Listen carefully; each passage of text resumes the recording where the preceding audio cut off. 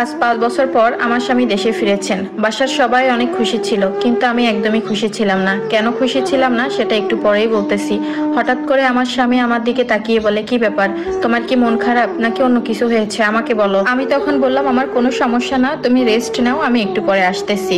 তো তার জন্য যখন আমি পানি নিয়ে যাচ্ছিলাম, আমার পায়ে একটু আঘাত ছিল, আমি তখন একটু খুঁড়িয়ে খুঁড়িয়ে হাঁটতেছিলাম, সেটা আমার হাজবেন্ডের চোখে পড়ে। আমার স্বামী আমাকে সাথে সাথে ডেকে বলে, কি ব্যাপার, কি হয়েছে পায়ে? তো আমি তখন বললাম, তেমন কিছুই না, একটু ব্যথা পেয়েছিলাম। তখন আমার স্বামী বলে, আচ্ছা আমি অনেক ক্লান্ত, আমি একটু ঘুমিয়ে নিই, ঘুমানোর পর আমরা বিকালে দুইজন মিলে একসাথে ঘুরতে যাব।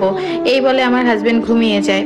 সে ঠিক 3-4 ঘন্টা পর উঠে আমাকে বলে যে, তুমি সুন্দর একটা নীল শাড়ি পরো, আমার সাথে ঘুরতে বেরো হবা, সাথে সুন্দর সুন্দর গহনাও পরবা। আমি তখন একটু হেসেই উত্তর দিলাম, আমি এসব কোথায় পাবো? আমার তো হাতে গোনা 2-3টা শাড়ি আর 2-3টা জামা আছে, যে জামাগুলো আমি সবসময় বাসায় পরি। আমার স্বামী তখন চেঁচিয়ে বলল, মজা করো না আমার সাথে, যেটা বলেছি সেটা করো। আমিও তাকে জবাব দিলাম, কেন মজা করতে যাব তোমার সাথে? যা সত্যি তাই বলেছি, আমার এর থেকে বেশি আর কিছুই নাই। তখন আমার স্বামী বলে উঠে, আমি তো তোমাকে 5-6 মাস পর পর তোমার পছন্দের শাড়ি কেনার জন্য মায়ের কাছে টাকা পাঠাই, প্রতি মাসে তোমাকে 2000 টাকা করে দিই এক্সট্রা ভাবে। এছাড়াও এই তো গত 2 মাস আগে তোমার জন্য 1 লক্ষ টাকা পাঠিয়েছিলাম তোমার স্বর্ণের গয়না বানানোর জন্য। এসব কোথায় গেল? আমি একটু বিরক্ত হয়েই বললাম যে, আমার এসব কিছুই নাই, আমি যেতে পারবো না। তখন আমার স্বামী বলে, ফোন দিলে তো ঠিকই বলতা যে তোমার সবকিছুই আছে, এসব এখন কোথায় গেল?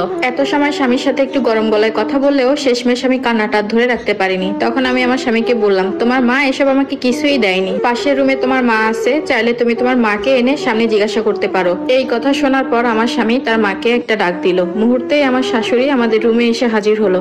এসেই আমার শাশুড়ি জোর গলায় বলা শুরু করলো, কি হয়েছে বাবা, তুই না ঘুমছিলি? বউ কি তোর সাথে কোনো ঝামেলা করতেছে, আমাকে বল। আমার স্বামী উল্টে আবার তার মাকে জিজ্ঞাসা করলো যে, আমার বউয়ের শাড়ি কই, ওর স্বর্ণের জিনিস কই, ওকে যে এত জিনিস দিলাম এগুলো কোথায় গিয়েছে, ওর কোনো জামা কাপড় নেই কেন?